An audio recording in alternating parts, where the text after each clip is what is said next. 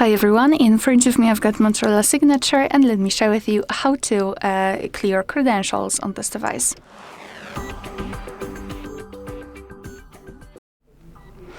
So let's start with opening the settings, and here we have to scroll down and find the option Security and Privacy.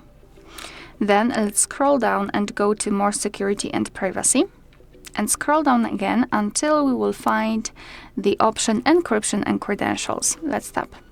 So right here we've got Clear Credentials option, so it is almost at the very bottom. Let's tap on it, and your device will ask you whether you want to remove all the contents, so just tap on OK.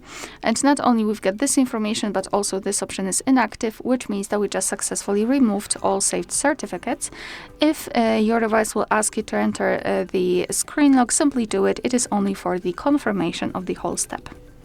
Alright, so that will be all. Thank you so much for watching. Please hit the subscribe button and leave the thumbs up.